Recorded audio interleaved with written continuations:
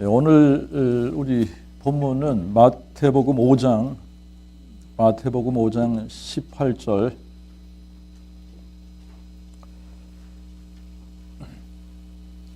그리고 24장 35절 그리고 로마서 1장 2절부터 4절 이렇게 세 군데 읽겠습니다.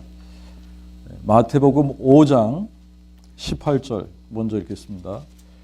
내가 진실로 너희에게 이르노니 천지가 없어지기 전에는 율법의 1.1획이라도 결탄코 없어지지 아니하고 다 이루리라.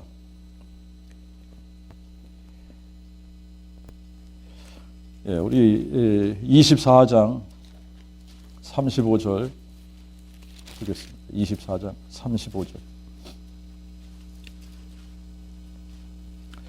천지는 없어지겠으나 내 말은 결코 없어지지 아니하리라. 그리고 우리 로마서 1장 2절부터 4절. 이 복음은 하나님이 선지자들을 통하여 성경에 미리 약속하신 그의 아들에 관한 것으로 그가 육신으로는 다윗의 혈통에서 나셨으나 성결의 영으로 죽은 자들 가운데서 부활하시어 능력으로 하나님의 아들로 인정되셨으니 곧 예수 그리스도 우리 주님이시라. 아멘. 오늘은 이제 어떤 그 주제를 가지고 우리가 같이 한번 생각을 해보려고 하느냐면요. 우리가 이제 이 성경을 하나님의 말씀이다. 그렇게 얘기하지 않습니까? 성경이 하나님의 말씀이다. 그런데 성경을 정말 하나님의 말씀으로 믿을 만한 근거가 있어야 될 거 아닙니까? 그죠? 무조건 우리가 교회를 갔더니 목사님이 이 성경이 하나님의 말씀이라고 그랬다. 또 혹은 뭐 누가 아는 사람이 이 성경이 하나님의 말씀이라고 그랬다. 그냥 누가 이거를 하나님의 말씀이라고 그랬거든. 그래서 여러분들이 하나님의 말씀으로 믿을 건지 아니면 정말 이 성경에 정말 이 내용이 이게 진짜 특별하구나. 이게 그냥 일반 책들하고 다르구나. 그래서 정말 이 성경을 우리가 하나님의 말씀으로 믿어야지 되는구나. 그러면 이 성경을 진짜 우리가 믿을 만한 근거가 어디 있냐? 근거가 있어야지 믿을 거 아닙니까, 여러분? 그잖아요. 그냥 무조건 누가 쓴 책이다. 그래서 이게 이거 정말 이거 놀라운 이게 감동적인 이야기가 적혀 있는데 이거 그냥 우리가 이거 하나님의 말씀으로 그냥 우리가 생각하자. 이래가지고 그걸 하나님의 말씀으로 택할 겁니까? 그렇지 않잖아요. 그죠? 어떤 확실한 근거가 있어야 그래 정말 이 책은 믿을 만한 책이구나. 정말 우리가 이걸 하나님의 말씀으로 믿어야겠다. 이렇게 할 거 아닙니까? 그죠? 이 진짜 이 예수님께서 하신 말씀을 보니까 이거를 믿든지 말든지 둘 중에 하나를 해야 되는데 이분이 뭐라 그러셨냐면 내가 진실로 너희에게 이르노니 천지가 없어지기 전에 율법의 1.1획이라도 결탄코 없어지지 아니하고 다 이루리라. 이 율법의 1.1획이라는 게 지금 이게 이제 구약 성경을 얘기하는 거 아닙니까? 그죠? 이 1.1획도 이게 점 하나도 틀리지 않고 다 이루어진다는 얘기 아닙니까? 그죠? 그럼 그거 우리가 어떤 근거로 이걸 믿어야지 될 거냐? 그 다음에 마태복음 24장에 가서 보니까 천지는 없어지겠으나 이게 하늘과 땅은 없어진다는 얘기입니다. 그렇죠? 그런데 뭐는 안 없어진다고요? 예수님이 하신 말씀은 없어지지 않는다는 겁니다. 그러면 이게 굉장히 중요한 천지는 없어질지 몰라. 이게 천지는 없어진대요. 하늘과 땅은 없어진답니다. 그런데 예수님이 하신 이 말씀은 없어지지 않는다는 얘기예요. 무슨 근거로 그러면 이분의 하신 이 말씀을 어떤 근거, 무슨 근거로 우리가 이거를 믿을 거냐? 이 성경을 믿을 수 있는 근거가 어디 있는 거냐라고 하는 겁니다.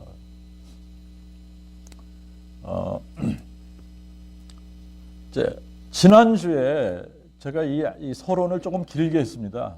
이 언어에 관한 이야기를 했잖아요. 그죠? 이 언어를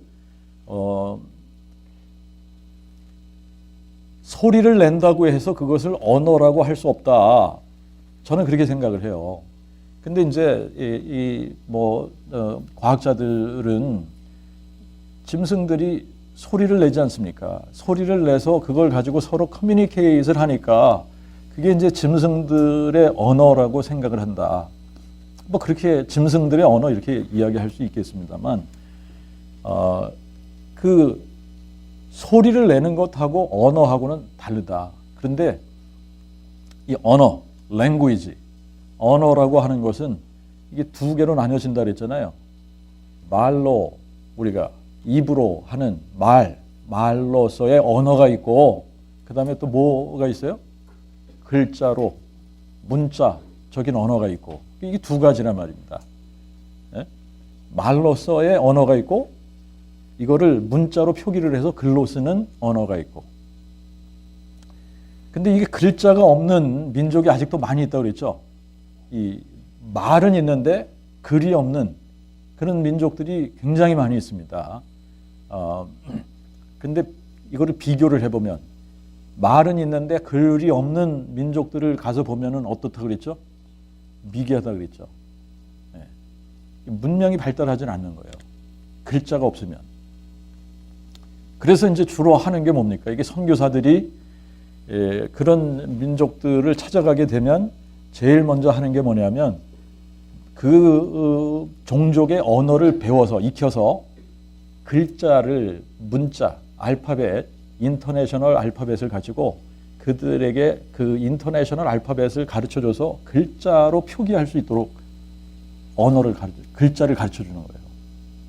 그래야 그러고 난 다음에 뭘 하냐면 성경을 그들의 말로 번역을 해서 성경을 주는 겁니다. 그러면 그 사람들이 자기네들이 사용하는 그 말을 이제 글로 표기할 수 있는 그런 방법이 생겼잖아요. 그죠? 그리고 이제 처음으로 자기네들이 뭘 하게 되는 거죠? 책을 자기네 말로 읽게 되는 거예요. 근데 이제 말은 있는데 글은 없는 사람들에게는 이제 이 선교사들이 들어가서 성경을 번역을 해서 딱 그들의 말로 번역을 해서 주면 성경이 그들의 말로 번역된 최초의 책이 되는 거예요. 자, 그런데 이 말이라고 하는 것은 여러분 우리가 이제 지난주에 컴퓨터 랭귀지라고 하는 것으로 비교를 했는데 여러분 이 컴퓨터가 기계인데 이 기계가 어떤 사람이 커맨드를 이렇게 딱 치면은 그거를 알아듣는 이게 알아듣고 뭔가 이렇게 실행을 한단 말입니다.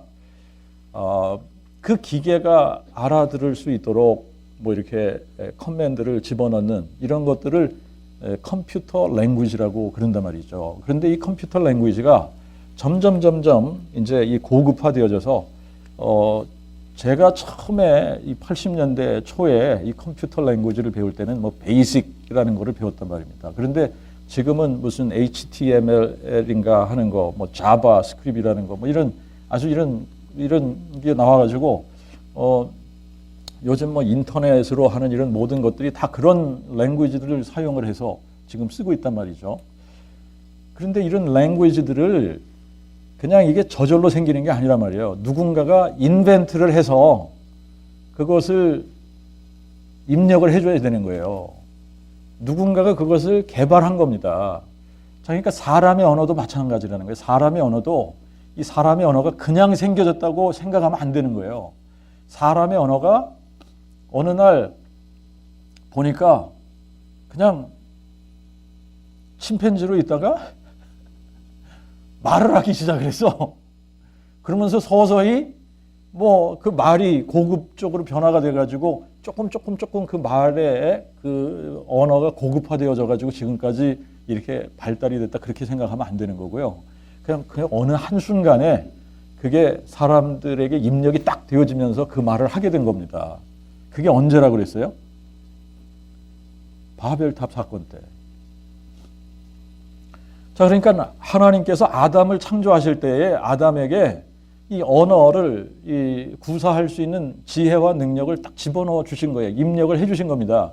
그래서 아담은 딱 창조가 되어지는 그 순간부터 말을 할 수 있었다라고 하는 거예요.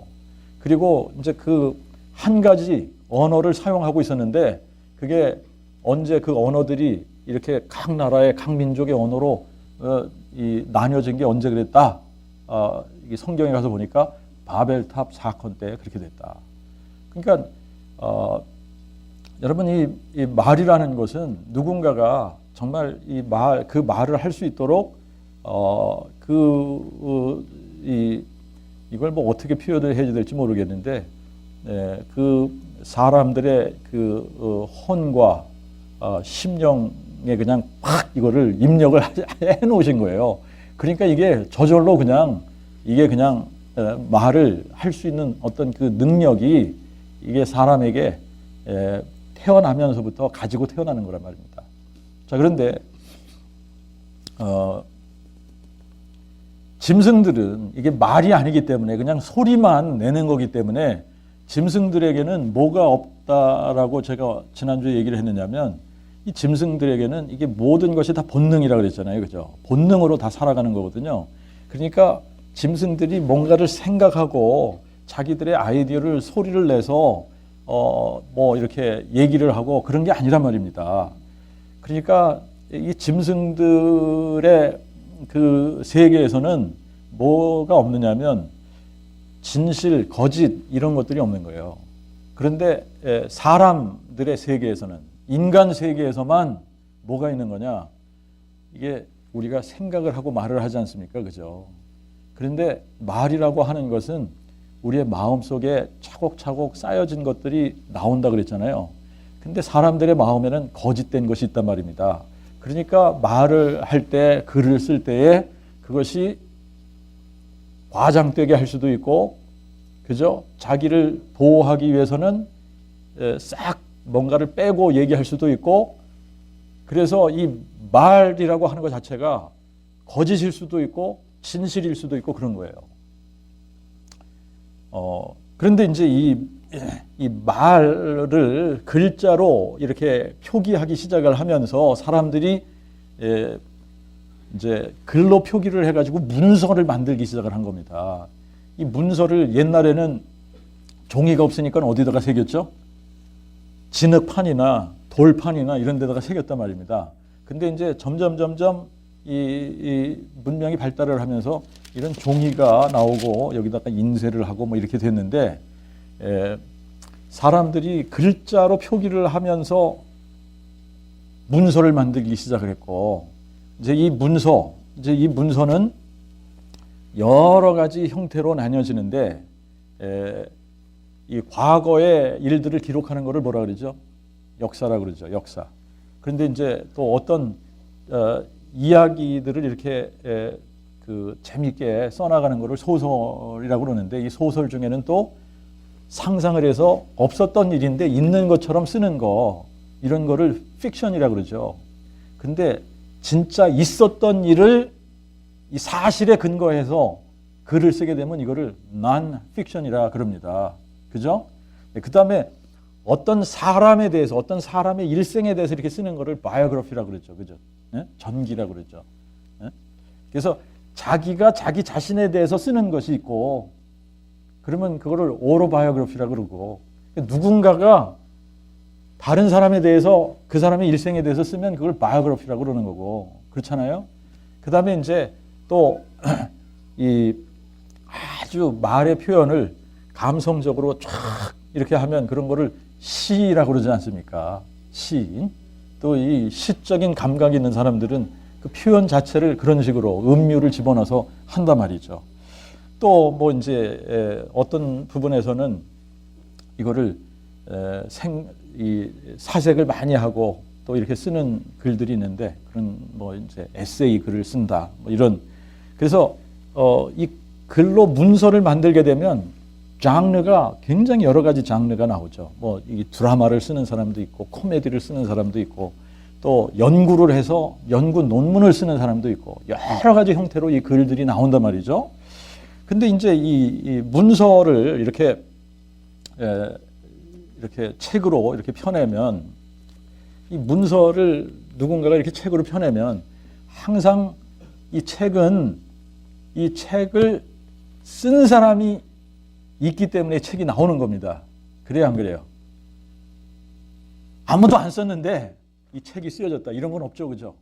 누군가에 의해서 쓰여지는 거예요. 그 누군가 쓴 사람을 뭐라 그래요? 저자라고 그래요. 저자. 그래서 책은 항상 누가 있다? 저자가 있다. 근데 이 저자의 지혜와 능력에 따라서 그 글 자체가 달라지는 겁니다. 맞죠? 제가 이 참 성경에 대해서 몇 가지 여러분들이 그냥 생각을 한번 해보셔야 되는 게 있습니다. 이제 이 성경도 분명히 책입니다. 이 비빌리온이라고 하는 이 말 자체가 책이라는 말이에요. 책. 근데 이 책인데, 그러면 성경도 책인데, 책에는 저자가 있고, 저자가 책을 쓸 때에는, 글을 쓸 때에는 그냥 뭐 오늘 기분 내키는 대로 아무 글이나 쓰자 그러고 쓰지 않지 않습니까? 그죠? 책을 쓸 때는 분명하게 의도를 가지고 쓴다는 얘기예요. 읽는 사람을 생각을 해서 쓴다는 겁니다. 이 책을 누군가가 읽을 거야. 그러니까 이 책을 읽을 사람들이 누군지, 대상이 누군지, 그 다음에 어떤 의도를 가지고 그 사람들이 읽을 때 이 책을 읽어가지고 궁극적으로 어떤 결론을 갖기를 원하는지 의도를 가지고 쓴단 말입니다. 목적을 가지고 쓰는 겁니다. 모든 물건이 어떤 목적을 가지고 만들어지듯이 책도 역시 마찬가지로 목적을 가지고 저자가 쓰게 되어져 있습니다. 그러니까 성경도 분명하게 저자가 있고 그분이 의도하신 목적이 있고, 그렇죠? 그 다음에 그러면 이 책이 처음부터 끝까지 이렇게 쫙 흘러가는 중심 주제가 있습니다.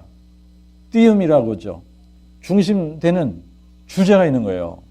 그러니까 책을 아주 잘 이렇게 관찰하면서 읽는 사람들은 이 책을 한 번 읽었을 때도 이거는 이런 부분에 대해서 이 저자가 이런 의도를 가지고 이렇게 썼구나, 이런 게 탁탁탁탁 들어오는 거고, 이걸 대충대충 읽으면 몇 번 읽어도 이게 잘 파악이 안 될 수도 있고, 그렇지 않습니까? 그죠?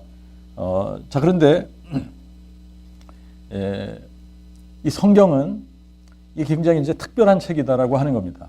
책인데 굉장히 특별한 책이다.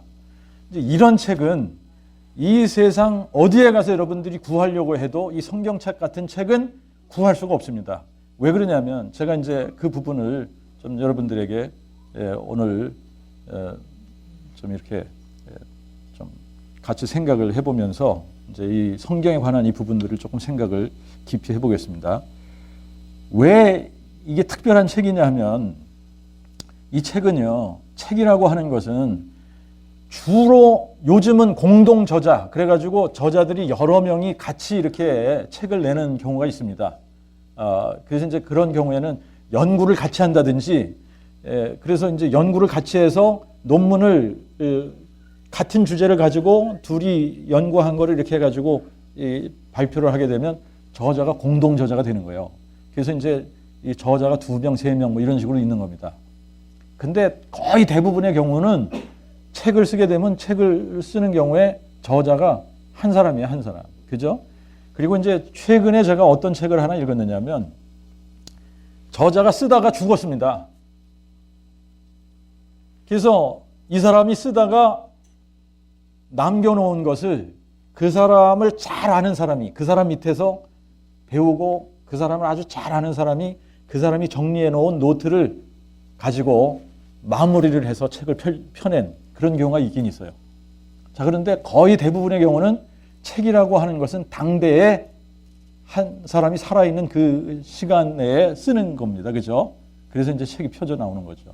근데 이 성경은 어떤 책이냐면 이 창세기부터 계시록까지 이 책이 몇 권으로 되어져 있는 거냐면 66권으로 되어져 있습니다. 근데 발륨이 2개로 되어 있어요. 발륨이 2개인데 첫 번째 발륨은 구약이라고 우리가 얘기하는 거예요. 이건 39권이 있는 겁니다. 그 다음에 이제 신약이라는 책이 27권이 있는 겁니다. 그래서 총 66권이 있는 거예요. 근데 이거를 한 권이라고 우리가 얘기하는 거죠. 이게 두 발륨이 하나로 묶어져서 성경이라고 얘기하는 거예요.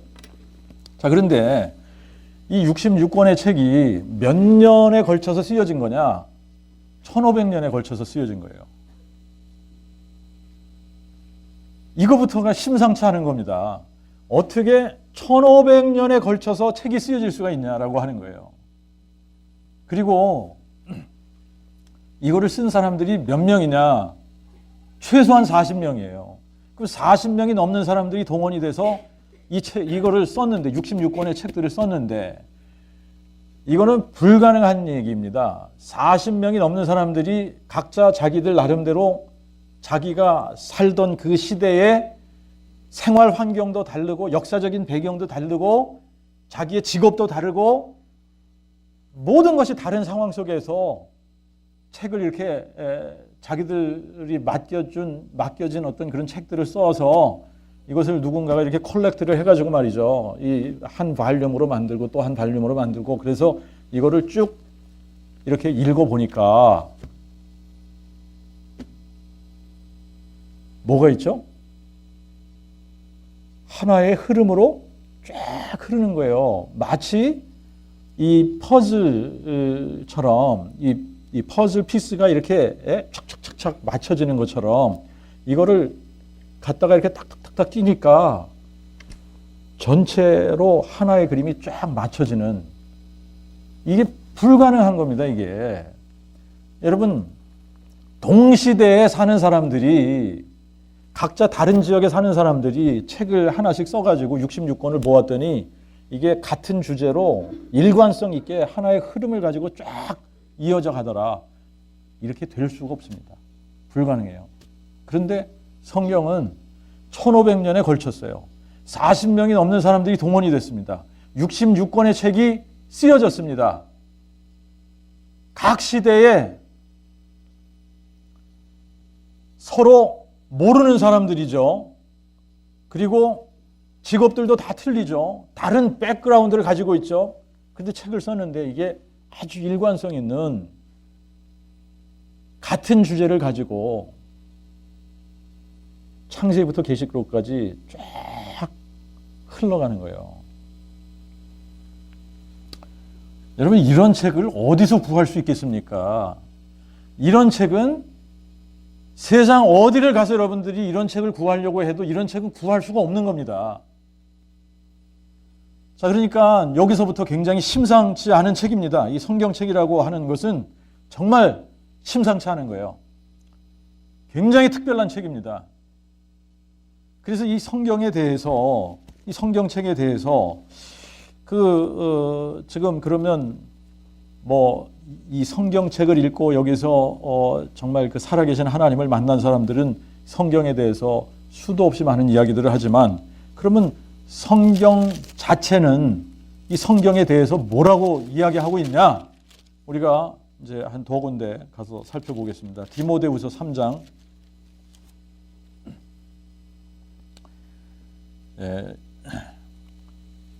15절부터 17절까지 먼저 보겠습니다. 거기 보니까 내가 어려서부터 성경을 알았나니 이 성경은 능히 너로 하여금 그리스도 예수 안에 있는 믿음으로 말미암아 구원에 이르는 지혜가 있게 하느니라.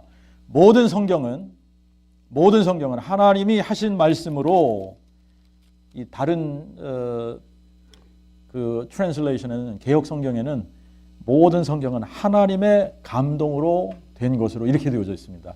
이제 여기서는 하나님이 하신 말씀으로 이렇게 했는데, 하나님이 하신 말씀이라는 거예요. 특히 교훈과 책망과 바르게 함과 의로 교육하기에 유익하니 이는 하나님의 사람으로 온전케 하며 모든 선한 일에 온전히 구비되게 하려 함이니라. 자, 그러니까 이제 성경 자체는 이 성경에 대해서 뭐라고 얘기하고 있느냐? 이 모든 성경은 누가 하신 말씀이다? 하나님이 하신 말씀이다. 그러니까 하나님의 감동으로 되어졌다는 얘기인데요. 이 성경을 읽다가 보면 여기에는 하나님이 하신 말씀도 있고 사람이 한 얘기도 있고, 그죠? 여기에는 나귀가 한 얘기도, 나귀가 한 말도 있단 말입니다. 여러분, 나귀가 말을 할 수 있어요? 근데 나귀가 말을 했어요.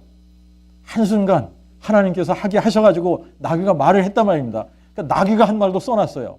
그러니까 이 성경에는 사람이 한 말도 있고 나귀가 한 말도 있고 하나님께서 직접 하신 말씀도 있고, 그런데 이거 전체를 우리는 뭐라 그래요? 하나님의 말씀이라고 하는 겁니다. 전체를 다 하나님의 말씀이라고 그러는 거예요. 왜 그러냐면 하나님의 감동으로 쓰여졌기 때문에 그렇다는 거예요. 우리가 베드로후서 1장 20절과 21절 가서 보겠습니다. 베드로후서 1장 20절 21절에 가서 보면, 먼저 이것을 알지니 곧 성경의 모든 예언은 사사로이 쓰여진 것이 아니니 이는 전해주신 예언이 사람의 뜻으로 난 것이 아니요 오직 하나님의 거룩한 사람들이 성령의 인도하심을 받아 말한 것임이니라. 그러니까 이 지금 성경의 모든 이 말씀은 사람들이 자기 멋대로 쓴 것이 아니라는 얘기입니다. 물론 사람이 썼어요. 하나님께서 이 성경을 우리가 읽다가 보면 각자 문체라는 게 다릅니다. 스타일이 달라요. 그러니까 이 글을 쓴 저자, 그러니까 사람, 인간 저자죠. 인간, 라이터죠. 그러니까 이 성경을 기록한 그 기자의 특징, 이런 거를 다 살리셔서 그 사람의 기질이나 그 사람이 가지고 있는 지식이나 그 사람이 사용하는 어떤 스타일이나 이런 거를 다 그냥 풀리 사용하신 겁니다. 그래서 그냥 그 사람이 쓴 거예요. 그런데 자기가 자기 멋대로 쓴 것이 아니라는 얘기입니다. 하나님께서 뭔가를 감동을 하시니까 그 감동하신 것들을 쓰게 됐다는 얘기예요. 그래서 이게 사사로이 쓰여진 것이 아니고 이게 사람의 뜻으로 난 것도 아니고 오직 하나님의 거룩한 사람들이 성령의 인도하심을 받아 말한 거다라고 하는 겁니다. 자, 그러니까 여기에 사람의 말이 들어가 있고 사람들의 행적들이 들어가 있다고 할지라도 이거 전체를 다 우리는 뭐라고 얘기한다? 하나님의 말씀이라고 얘기를 한다. 이 전체가 다 그냥 자기 멋대로 쓴 것이 아니라 하나님의 감동에 의해서 성령의 인도하심을 받아서 쓴 거기 때문에 그렇다라고 하는 겁니다. 자, 그러면 지금 이 여러 장르의 이런 성경의 이런 책들이 하나의 중심 주제가 있다라고 하는 건데, 그러면 여기서 얘기하는 중심 주제가 뭐냐? 요한복음 5장 39절에 가서 보니까 이 성경의 중심 주제는 어떤 한 특정한 인물에 관한 거다라고 하는 겁니다. 그래서 이 요한복음 5장 39절에 이렇게 나와 있습니다. 너희가 성경에서 영생을 얻는 줄 생각하고 성경을 상고하거니와 이 성경은 곧 내게 대하여 증거하는 것이니라. 그러니까 이 성경이 누구에 대해서 쓴 거라고요? 예수 그리스도에 대해서 쓰고 있는 거다. 그러니까 이게 어떤 역사 얘기도 있고, 여기 보니까 역사에 관한 이야기도 있고, 어떤 개인에 관한 이야기도 있고, 또 어떤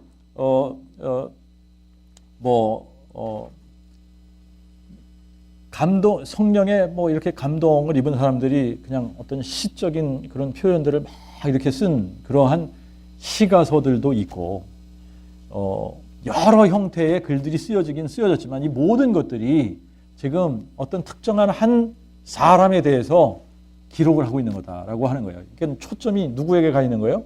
예수 그리스도에게 가 있는 거예요. 그러니까 창세기부터 계시록까지 쫙 이 성경을 읽다가 보면 여기에서 누구를 발견하게 되느냐? 예수 그리스도를 발견하게 된다. 근데 이제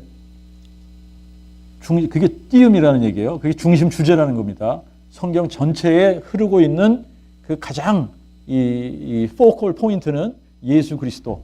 그런데 그러면 이제 이 성경에 쓰여진 목적이 뭐냐? 요한복음 20장 31절을 가서 보세요.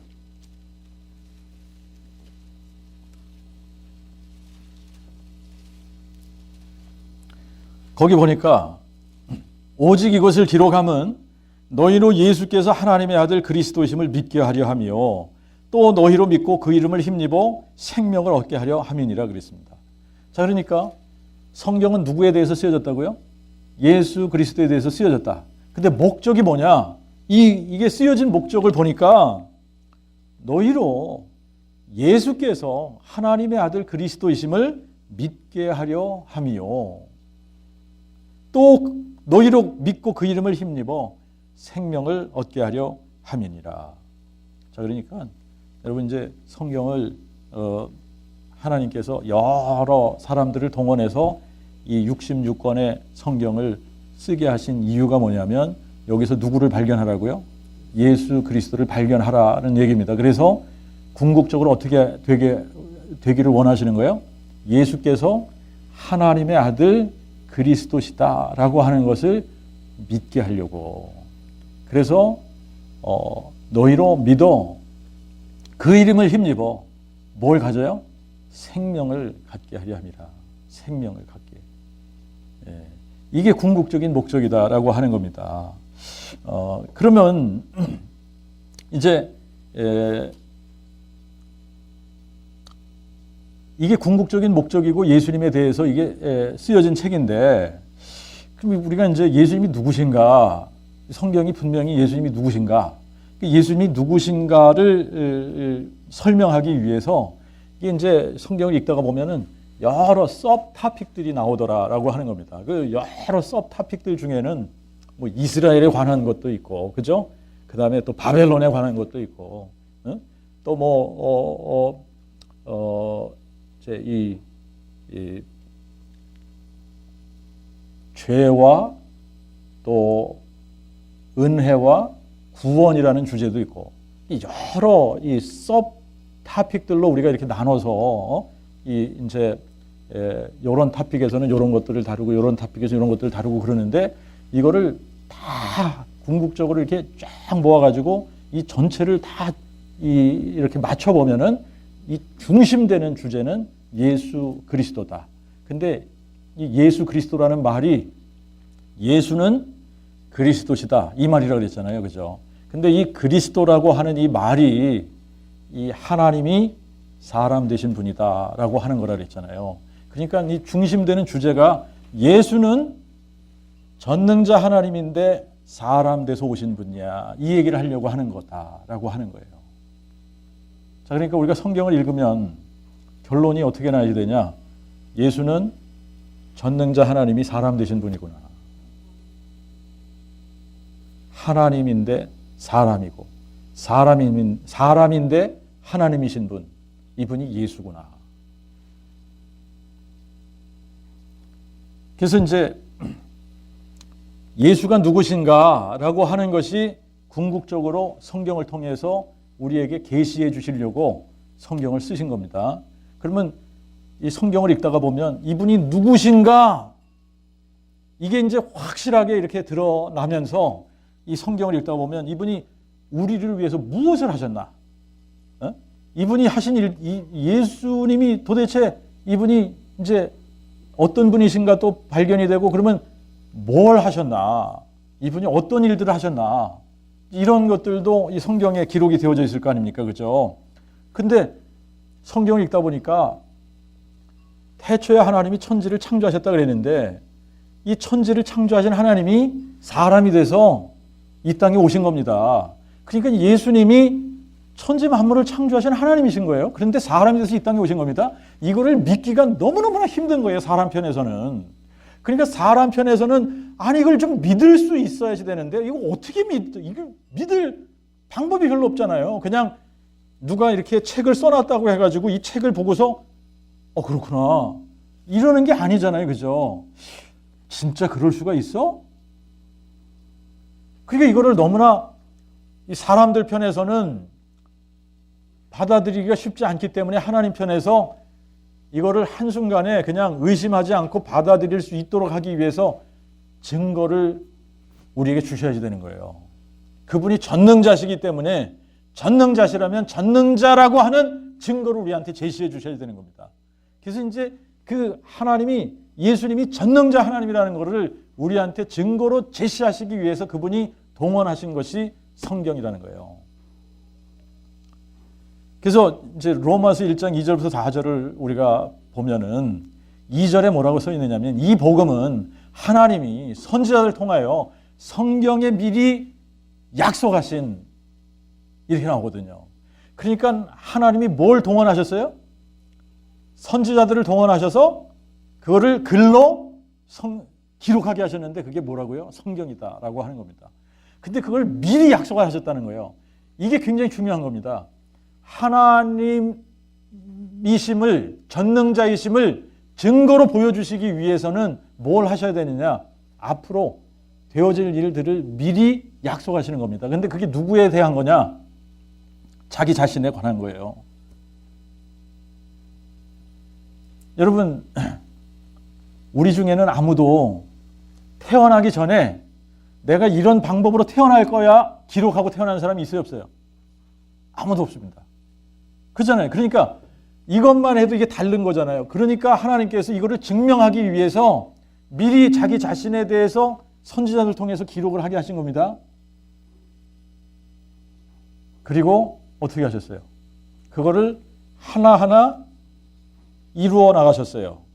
하나하나 이루어 나가셨는데 궁극적으로 이 일이 이루어지지 않으면 앞에서 이루어진 거는 다 무효가 되어버리는 겁니다. 그게 뭐냐면 죽은 자 가운데서 부활하시는 거예요. 이 사람이라는 게 죽으면 끝이 난다고 생각을 하지 않습니까? 우리가 잘 모르는 게 뭐냐면 우리가 어디서 와서 어디로 가는지를 모르는 거예요. 우리가 태어나서 한평생의 인생을 살다가 죽고서 가버리는데 사람들이 태어나서 살아가면서 항상 이 머릿속에 의문으로 남는 게 뭐냐면 우리가 어디에서 와서 어디로 가냐? 답이 안 나오는 거예요. 그래서 이거를 머리를 싸매고 하나의 학문으로 제시한 게 철학이라는 겁니다. 철학.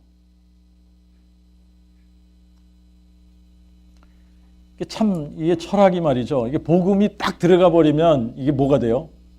신학돼 버리는 거죠, 그죠? 그 복음이 빠져서 철학인데 철학으로는 답이 안 나오는 거예요. 그 어떤 종교에서도 답을 줄 수가 없습니다. 답이 나오나요? 사람이 어떻게 태어난 거야? 어떻게 시작이 된 거야? 인류가 어떻게 시작이 된 거야? 근데 죽는데 이 죽음이라는 게 왜 생겼지? 죽으면 어떻게 되는 거야? 아무도 여기에 대해서 답을 찾을 수가 없습니다. 그런데 거기에 대해서 정확하게 답을 주고 있는 책이 있죠.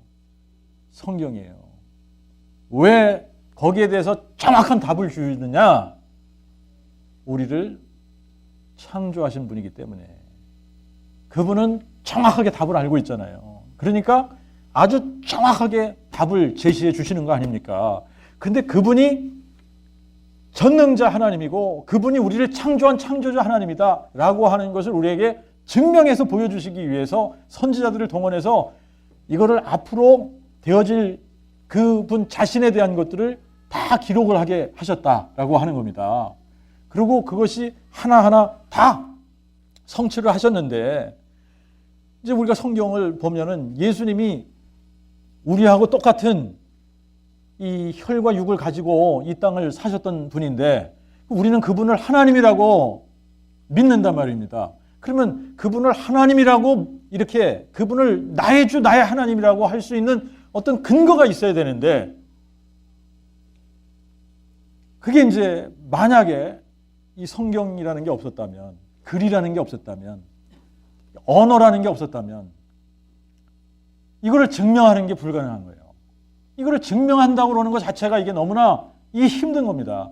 그런데 하나님께서는 이제 이거를 사람들에게 딱 증명해서 보여주시고 믿을 수 있게 하시기 위해서 언어, language라고 하는 것을 이거를 그 본능만 주신 것이 아니라 이성을 주시고 또 지적인 능력과 이런 것들을 다 주셔가지고 그걸 가지고 글자를 만들어서 문자를 만들어서 글로 말을 표현할 수 있도록 하시고 그래서 그걸 가지고 책을 쓸 수 있도록 하신 거고 그 능력을 동원해서 하나님 자신에 대한 것과 그리고 하나님께서 인류를 향해서 계획하고 있는 것들을 성경에 기록하게 하셨다라고 하는 겁니다.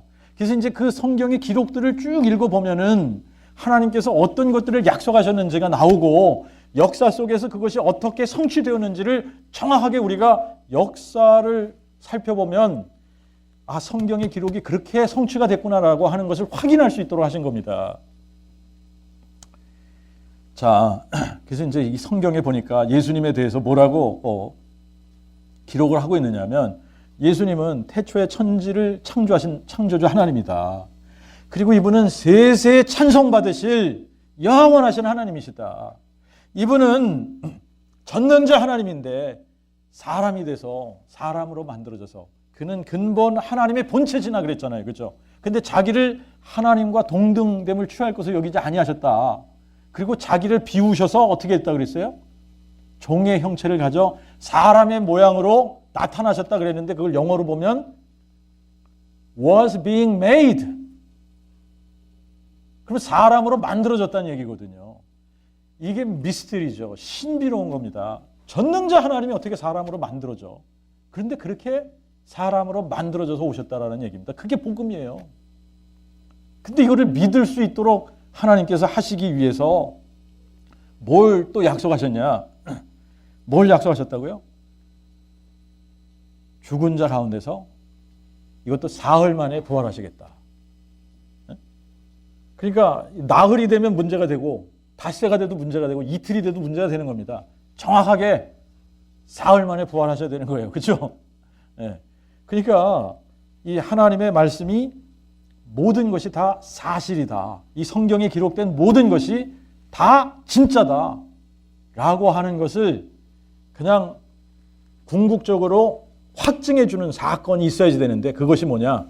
죽은 자 가운데서 부활하시는 이 사건이래야지 되는 거예요. 이 사건이 딱 빠져버리면 사실 성경의 기록이 아무리 훌륭해도 믿을 만한 게 못 되는 겁니다. 자, 그래서 이제 이 예수님께서 이 궁극적으로 우리들로 하여금 예수님이 어떤 하나님이냐라고 하는 것을 믿도록 하기를 원하시는 거냐면 이분이 천지 만물을 창조하셨다. 그러면 무에서 유를 창조하신 거거든요. 그래서 없는 것을 있는 것처럼 부르시는 하나님이시구나. 이거를 믿도록 하기 원하시는 거고 근데 이 없는 것을 있도록 부르시는 하나님이시라면 그러면 죽은 자는 못 살리실까? 아니, 무에서 유를 창조하셨는데 죽은 자를 못 살리면 이 무에서 유를 창조하는 게 무슨 소용이 있을까? 그러니까 또 하나 이분이 하실 수 있어야 되는 게 뭐예요? 죽은 자를 살릴 수 있어야지 된다. 죽은 자를 살리는. 그러니까 이분은 무에서 유를 창조하신 모든 것의 근원이신 하나님이실 뿐만 아니라 생명의 근원이시다. 우리가 이제 이 과학적으로 들어가면 무기체라고 하죠. 생명력이 없는 거죠. 이게 뭐 생명력이 없다 그러죠. 생명력이 없는 것들이 있고 생명이 있는 것이 있고 그렇잖아요. 그죠? 그런데 그러면 생명이 있는 것은 근원이 누구냐? 그 생명의 근원도 누구라는 거죠? 무에서 유를 창조하시니 창조주 하나님이 생명의 근원도 되시는 거다. 그러면 그분이 생명의 근원이시라는 거를 이거를 확증해서 우리에게 보여주셔야 되는데 죽는 사람이 생명을 가지고 살다가 죽어버리면 그러면 죽음이 이겨버리는 거잖아요. 생명을. 그러면 이 생명의 근원이시라는 이분이 도대체 영원하다라고 우리가 얘기할 수 있냐? 그렇게 질문할 수 있으니까 이분이 우리에게 생명의 근원 되시는 분은 영원하신 분이야 라고 하는 것을 우리에게 증명해 주시기 위해서 이분이 죽은 자를 어떻게 하시죠? 살리시는, 죽은 자를 살리시는 하나님이신 거예요. 자, 그러면 다른 사람을 죽은 자에서 살리실 수 있다면 남은 살리고 자기는 못 살리면 이건 또 어떻게 돼요? 그것도 이게 말이 안 되는 거예요. 그죠? 그러니까 다른 사람을 살리기 전에 자기가 먼저 죽었다가 살아날 수 있어야 되는 겁니다. 그래서 예수님이 죽었다가 자기가 스스로 죽은 자 가운데서 살아나신 후에 전능자 하나님이라는 것을 보여주신 거 아닙니까? 그죠? 그러니까 정확하게 이분은 자기 자신을 죽은 자 가운데서 살리셨으니까 다른 사람들도 다 죽은 자 가운데서 살리실 수 있는 하나님이다 라고 믿을 수 있도록 하신 거예요. 자, 그러니까 말이죠.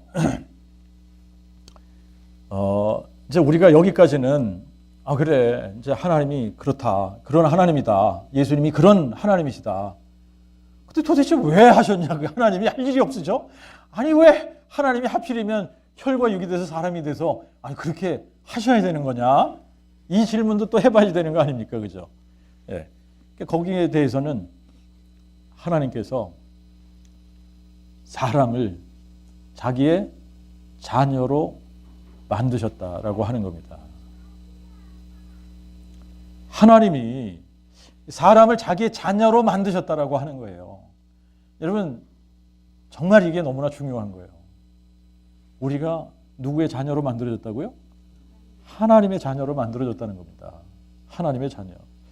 자, 그러니까 사람이 하나님의 형상을 따라서 지음을 받았다. 그래서 우리가 뭐가 있는 거라고요? 언어가 있는 거예요, 언어가. 그래서 하나님하고 뭐 할 수 있게?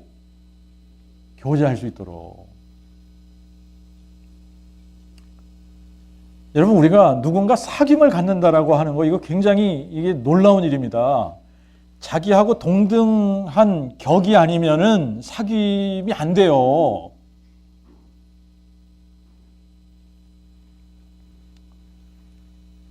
여러분이 아무리 뭐 강아지, 고양이를 예뻐한다고 해도요, 걔네들하고 식탁에 마주 앉아서 같이 밥을 먹으면서 사귐을 갖고 그러지 않지 않습니까? 그냥 사람은 사람 같은 격이래야 같이 먹고 마시고 하면서 교제를 하는 겁니다. 근데 하나님이 우리하고 뭘 하길 원하신다고요? 사귀길 원하신다는 거예요. 나는 너로 더불어 먹고 너는 나로 더불어 먹으리라. 이러길 원하시는 거예요. 같이 먹고 마시고 교제하길 원하시는 거예요. 근데 격이 다르면 어떻게 그렇게 하냐고요.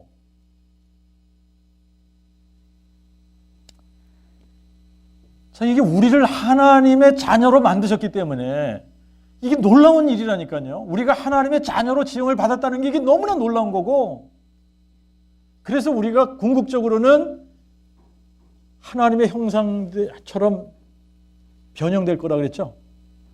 한순간에 주님이 다시 오실 때 우리가 이런 모습으로 있지 않고 그냥 한순간에 변형이 돼서 하나님의 영광스러운 모습으로 우리가 변형이 된다니까요. 이유는 딱 하나밖에 없습니다. 우리가 뭘로 지어졌기 때문에? 그분의 자녀, 그분의 자녀들이기 때문에 그런 거예요. 자, 근데 이제 이 자녀를 만들어 놨더니 이게 뭘 한 거예요? 하나님을 배신해 버리고 그냥 이 마귀를 쫓아가니까, 그래서 궁극적으로는 마귀를 쫓아가서 마귀의 종노릇 하고 있으니까, 노예 노릇을 하고 있으니까, 죄의 종노릇 하고 노예 짓을 하고 있으니까, 그래서 결국은 다 망하는 길로 가고 있으니까 하나님께서 사람이 돼서 오셔가지고 자기의 몸을 우리의 몸값으로 내어주시고 마귀를 멸하신 거 아닙니까? 마귀를 멸하시고 죽은 자 가운데서 부활하셔서 우리를 다 같이 부활체로 만드시려고 하는 거 아닙니까? 그죠? 네, 이게 복음이란 말입니다, 이게. 자, 그런데 우리가 복음을 얘기할 때 그동안에 어떻게 했어요? 부활에 초점을 맞추지 못했단 말입니다. 부활에 초점을 맞추지 못하고 계속 십자가에 초점을 맞춰서 얘기를 하다가 보니까 힘이 없는 거예요. 그런데 복음은 기쁜 소식이고 승리의 소식 아닙니까? 예수님이 죽은 자 가운데서 부활하셨다. 이 말씀이, 이 소식이 기쁘고 승리의 소식이 되는 거 아닙니까? 나를 위해서 죽으셨다. 이거는 여러분 아무리 여러분들이 생각을 해도 기쁘고 막 흥분할 만한 소식이 아니에요. 이거는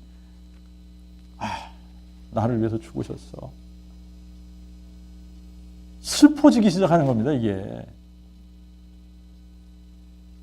그런데 나를 위해서 죽으신 그분이 죽은 자 가운데서 부활하셨다.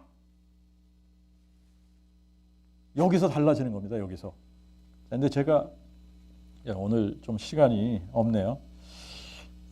우리가 그동안에 그냥 신신학자라고 알고 있던 칼 바르트라는 사람이 있습니다. 이 스위스 신학자인데 이 신신학자. 제가 이 책을 읽으면서 말이죠.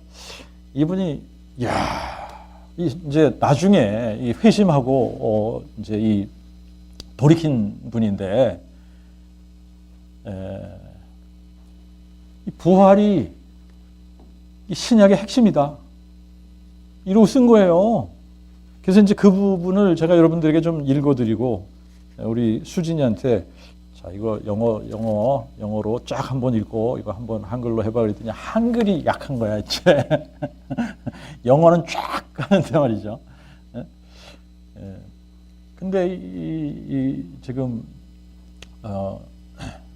그 자유주의 신학자로 알려진 칼 바르트라는 이분이 노년에 이게 회심하고 예수의 이 십자가의 죽음과 부활 사건은 의도적인 거라는 거죠. 의도적인. 그래서 이 부활로 자기 자신을 확증해 보이셨다라고 하는 겁니다. 그래서 이 신약의 중심은 부활 사건이다. 이러고 기록을 한 겁니다. 할렐루야죠. 네. 그러니까 여러분, 근데 제가 이제 이 신학자들이 쓴 책들을 여러 개를 읽는 중에 이 양반이 이제 유일하게 지금 7명의 쓴 책 중에 유일하게 칼 바르트가 이렇게 딱 정확하게 꼬집어서 얘기하고 있는 거예요. 자, 그런데 이제 여러분, 성경에서 지금 이 복음이 뭐라고 했냐면 이 복음은 하나님이 그의 선지자들을 통하여 성경에 미리 약속하신 그랬거든요. 그럼 미리 이것을 기록하신, 미리 약속하신 이유가 뭘까? 여러분, 미리 약속했다. 미리 이거를 약속하신 이유가 뭘까요?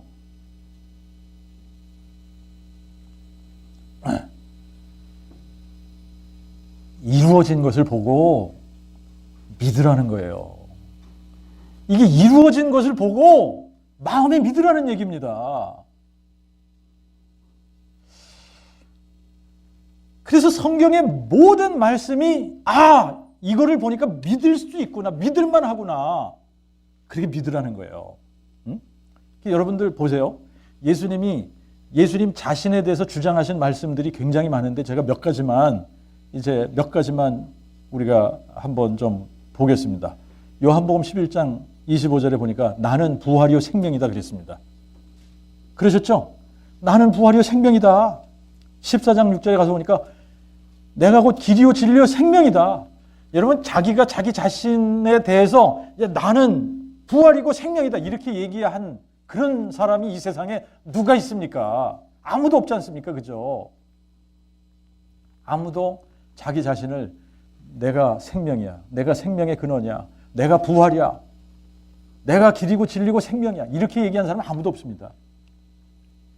나와 아버지는 하나다 이렇게 얘기한 사람이 있습니까? 그리고 또 뭐라 그랬어요?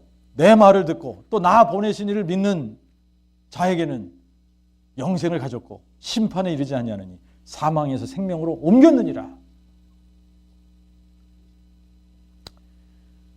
나를 믿는 자는 영생을 가졌나니, 자기만 영생이라고 하는 것이 아니라 내가 부활이요 생명이다 그러는 게 아니라 그거를 넘어가서 자기를 믿기만 하면, 마음이 믿기만 하면 너도 영생을 갖는 거야 이렇게 얘기를 하지 않습니까? 에? 내가 곧 생명의 떡이다. 그리고 이제 이 지금 유대인들에게는 놀라운 사건인데 아브라함이 나기 전에 내가 있느니라. 아니, 아브라함은 2000년, 지금으로 하면 4000년 전에, 근데 아브라함이 나기 전에 예수님이 계신다는 거예요. 그러니까 예수님의 주장은 둘 중에 하나입니다. 진짜든가 거짓이든가 둘 중에 하나예요. 그런데 여러분, 이거를 진짜라는 것을 증명을 하신 게 뭐예요? 죽은 자 가운데서 부활하신 사건을 통해서 내가 한 말이 진짜야. 이걸 보여주신 거예요. 그러니까 이게 정말 진짜 예수님의 말씀은 이거를 믿을 수밖에 없는 거예요. 이걸 믿을 수밖에 없구나. 이게 진짜 다 진짜구나. 이분이 하신 말씀이 진짜구나. 거짓이 아니구나. 믿을만 하구나. 그리고 우리가 이제 오늘 본문으로 읽었습니다만 예수님이 성경에 대해서 뭐라고 하셨냐? 천지가 없어지기 전에 율법의 1.1핵이라도 결단코 없어지지 아니하고 다 이루리라. 믿을 수 있는 겁니다. 그리고 뭐라 그러셨어요? 천지는 없어지겠으나 내 말은 결코 없어지지 아니하리리. 여러분 이게 놀라운 말씀 아닙니까? 어떻게 누가 이런 말을 할 수 있겠습니까? 그런데 예수님의 이 말씀이 진짜든가 사실이든가 거짓이든가 둘 중에 하나인데 아니 죽은 자 가운데서 부활하시겠다. 이것도 사흘 만에 부활하시겠다 그러더니 정확하게 성경대로 우리 죄를 인하여 죽으시고 장사 지낸 바 되었다가 성경대로 사흘 만에 다시 살아나셨으니까 이게 성경대로 하신 말씀을 다 이루셨지 않습니까? 그러니까 믿을 수 있다. 그것이 근거예요. 믿을 수 있는 근거. 만약에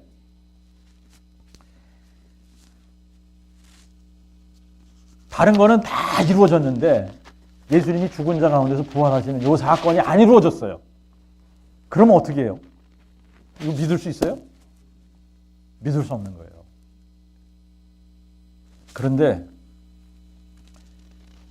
그분이 죽은 자 가운데서 부활을 하셨기 때문에 이거보다 더 어려운 일은 없지 않습니까?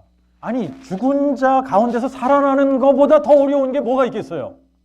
그러니까 이것도 이루셨는데 다른 것들은 왜 이루지 못하시겠습니까? 그러니까 다 믿을 수 있다라고 우리가 인정해야 된다는 겁니다.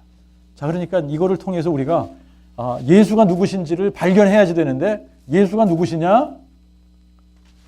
없는 것을 있는 것처럼 부르시는 하나님이시고 죽은 자를 살리시는 전능하신 하나님이다. 근데 그 전능하신 하나님이 사람 돼서 오셨고 사람 돼서 오신 이유가 우리를 자기의 자녀로 만드셨기 때문이다.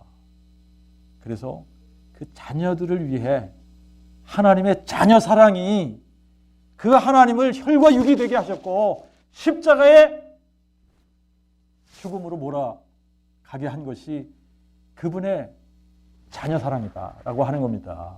근데 그것으로 끝나지 않고 이분이 죽은 자 가운데서 부활하셔서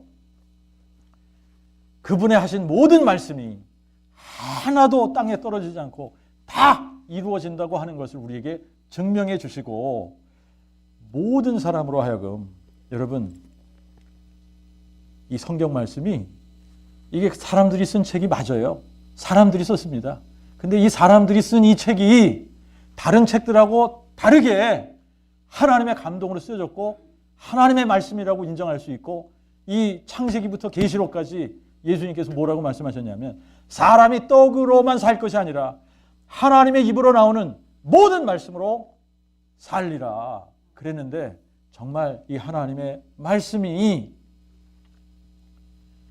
2000년 전이나 지금이나 또 1000년, 2000년이 흘러간다고 할지라도 그때가 돼도 이 말씀은 변함이 없이 그 시대에도 그 사람들에게 새롭게 다가갈 것이고 생명의 말씀으로 그들에게 다가갈 것이고 이 성경 말씀을 2000년 전에 읽더라도 그들이 이 성경 말씀을 통해서 깨달을 것이 뭐예요? 예수가 그리스도시구나. 예수가 전능자 하나님이신데 사람 돼서 이 땅에 오신 하나님의 아들 그리스도시구나. 이거를 마음에 믿고 모든 사람들이 구원에 이르도록 하는 생명의 말씀이다라고 하는 겁니다. 기도하겠습니다.